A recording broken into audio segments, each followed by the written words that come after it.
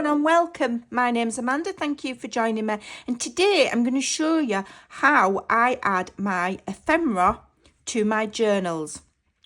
Now you might think, well, that's not difficult, and it isn't. But there are some things and some ways that I do it that might just help you. Okay. Now I have completed my journal. It's all bound. I've made my cover. My pages are in. I nearly had heart failure then. I thought I'd sewn them all in upside down. Oh, I haven't. And as you can see, my journal is not a gator mouth. Okay, there is lots and lots of room. Once my ephemera's in, my journal will sit nicely.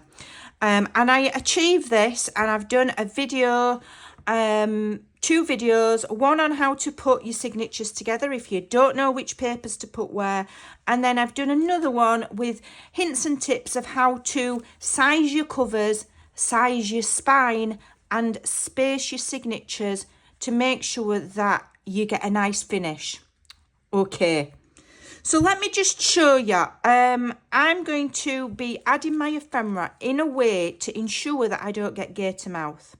I've made heaps of ephemera. That doesn't mean I have to pack every last thing and the kitchen sink in this journal to make it beautiful. I like to keep my journals quite simple. Now, if you're having gator mouth and you've followed my journal making formula videos and you're still getting gator mouth, this is where your problem might be. I've done a 3 signature journal here because I know I'm not going to overfill it.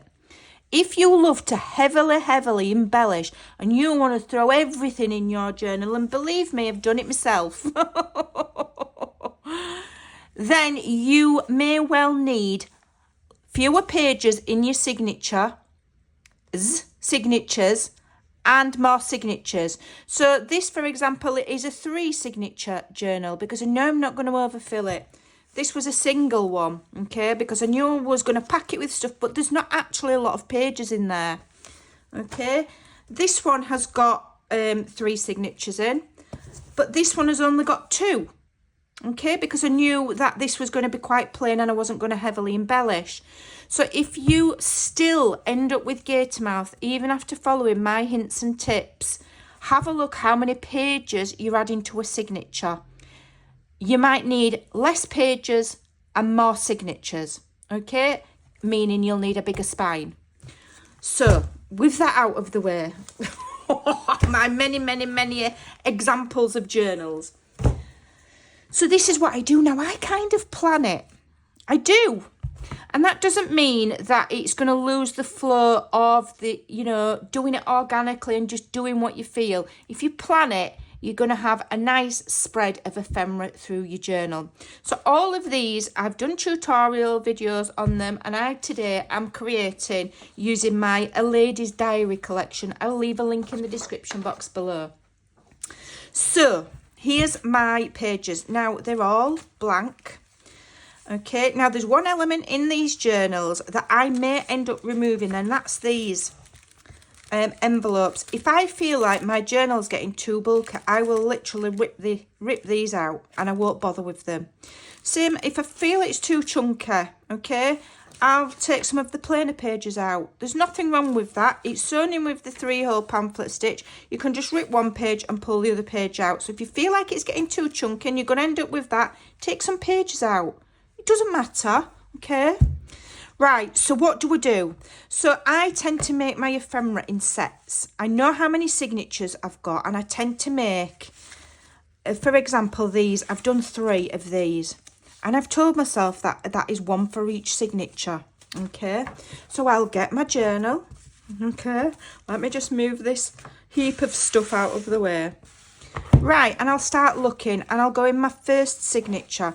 I very rarely put anything on a decorative page. I use digitals, okay? Shoot me for not using junk, but I like pretty digitals. I'm not going to decorate that. I might put a page tab on it, but I'm not going to decorate that, so we'll skip that.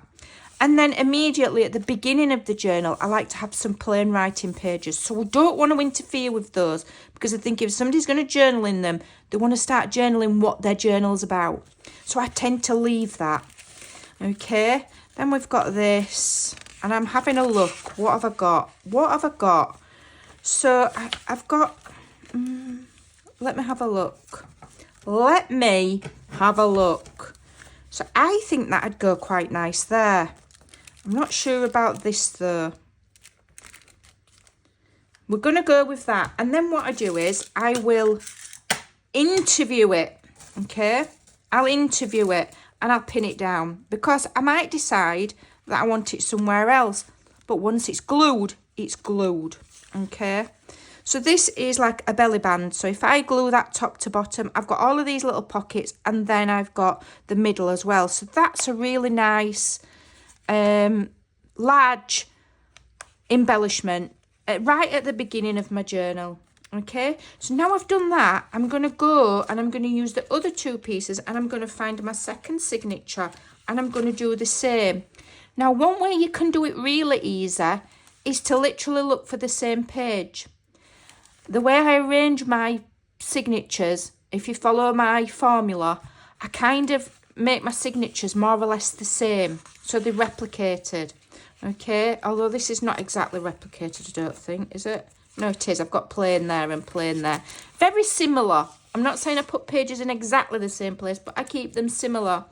So here, now, I could add that one there. Now, I added blue in the first one. So here, I'm going to add pink. Okay. Now, that is the same pocket as before, but I've turned it into a tag instead of a belly band. I could still make it as a belly band. I think I might have it as a side pocket there. So I'm going to pin that there. Okay. And then with my remaining one, I'm going to go to my third signature. And for the sake of this video, I might move it, but for the sake of this video, I've got the same page there, look. So I can put this one here. And where am I going to have that? I might actually glue that in like it's a belly band. Okay, but I'm just going to pin it. Okay, so immediately, you know, my journal's starting to get fuller. Okay, it's nowhere near a gator mouth yet. It's still a little bit stiff from being constructed. There's lots of room. Okay, lots of room. When it lays flat, you can see. So let's have a look. What else have we got? So I also made these little pockets. So I should have 3 of those. And I'll gather my ephemera that I've made. So that's a stacked one. Here I've got some little notebooks. That's a little pocket like that one. That's a little pocket like that one. Okay, and I'm arranging my ephemera in order of what I've got. Okay, so that I can have similar things in a pile. Little pockets, and I might not actually use them all, but that doesn't matter. Don't feel like you have to cram your journal to absolute bursting with ephemera. You absolutely do not. You absolutely do not. You can leave lots of room for writing, and you know, sometimes you might decorate it or do a journal, and then you might put it on your bookshelf, and you might go back to it in a few weeks or a few months and add a few more things. You don't have to, you know, think, all right, that's done, I'm not doing anything else. You can revisit them, just like people that art journal revisit their art journals. Okay, and they do them over time. Right, so now I'm going to have a look. So I've got this pocket page here, and I'm picking 3. So I've got 3. Let me think. Another one. So I've got these 3 pieces of ephemera here. I wanted to make another stacked one of these, and I must have forgotten. 1, 2, 3. So there's 3 standout pieces. Okay. 1, 2. Have I not made another one of those? I might need to go and make another one. No, that matches that one. And that does. And there go there. Okay. Yeah. Okay. Right, so I've only actually got 2 of these ones. So, you know, I'm not going to have one in every signature. It doesn't matter. So again, I'm going to space it. Now, when you've got a ephemera like this, that's a little bit bulky, you want to put one at the beginning of your signature and then one just after the middle. And then it's kind of spreading the thickness and the weight, if you know what I mean. So let's have a look. I'll go to the centre here. Where's the centre? So there's the centre of my signature. I'm going to put one. I quite like that for writing. No, I'm going to put it there. So I'm going to put this pocket here. Okay, and I will pin it. Now, where I glue it, I don't know. I might glue it at the bottom there in the middle. Okay, I might glue it at the corner there. You know, you could glue it wherever you want. Okay, I think I'm probably going to glue it there and then maybe put a page tab there. Okay, so let's pin that there. And then let's go on to the next signature and add another one. Okay, so again, I'm going to go to the back side of the centre of the signature and I'm going to look for a fairly plain page. I quite like that one there, and I quite like this to be in the middle, I think, as I'm going to layer it with tags.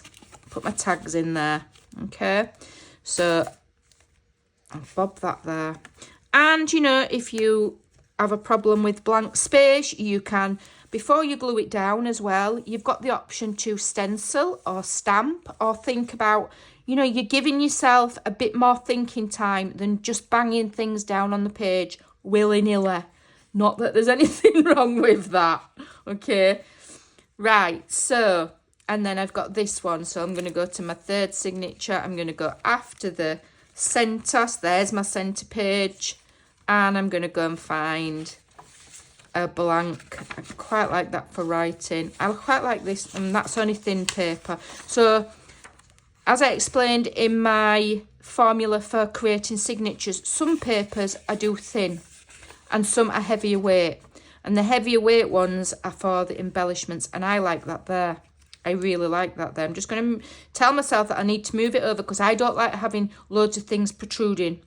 Because if I glue it there, I've got to think on when I close my book, it's going to stick out. And I don't like that because I like to put my journals on a bookshelf and look at them and think how brilliant are those that I've made with my bare hands and my imagination. Okay, and I'm starting to collect them. I'm going to need to move house soon because I've got an awful lot. But I'm not mentally prepared to sell them yet. I think maybe once I move house, when I'm moving house, because I will be moving house sometime this millennium. It's not going to be next week. When I move, I'm going to have a craft room built from scratch. So I'm going to have literally a floor to ceiling bookshelf just for my journals.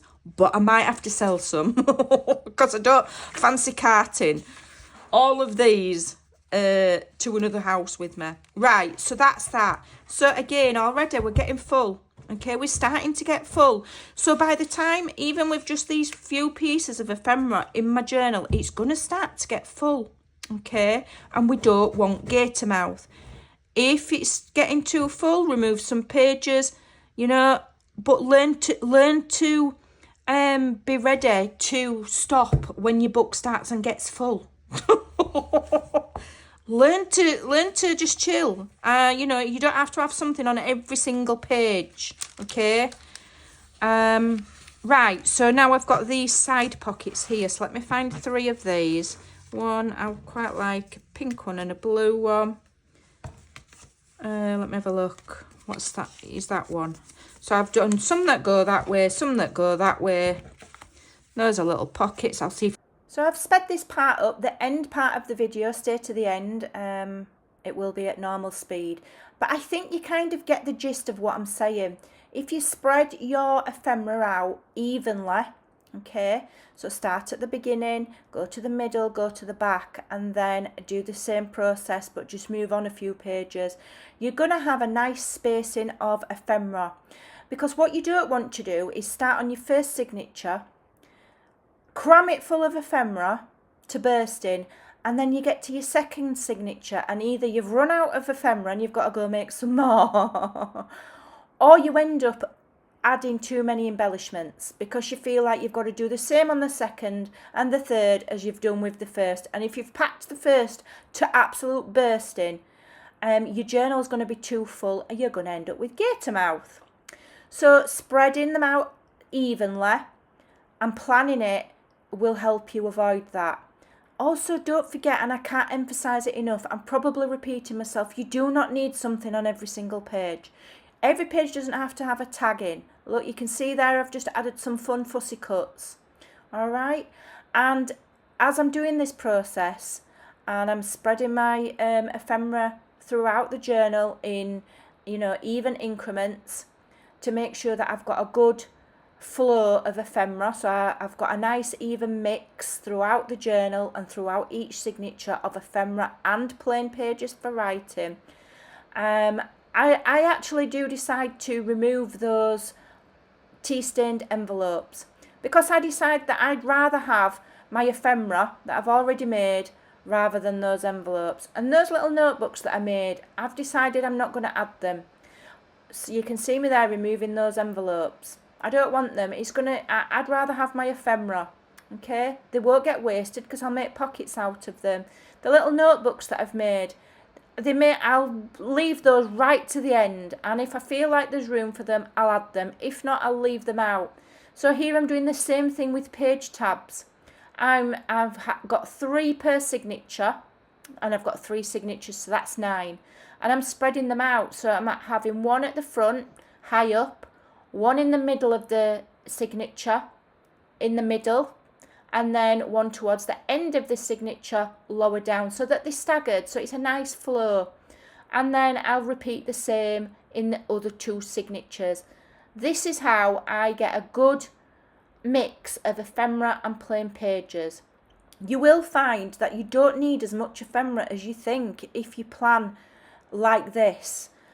You may even have ephemera left over. It's not a problem. You can always make a little baggie or a little decorated envelope and put the extra ephemera in and gift it to whoever's getting the journal. Or you can use it in another journal. Don't feel like you have to cram your journals to bursting.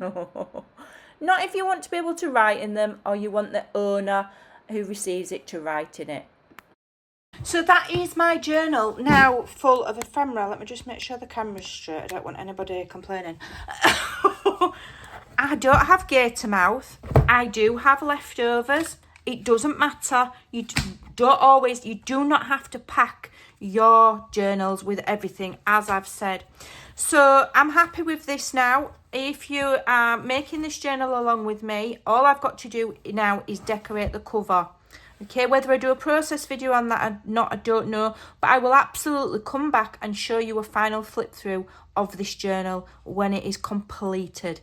Okay, I need to get a move on because I've got a recipe journal to make. Thanks for watching. Take care and I'll see you again soon.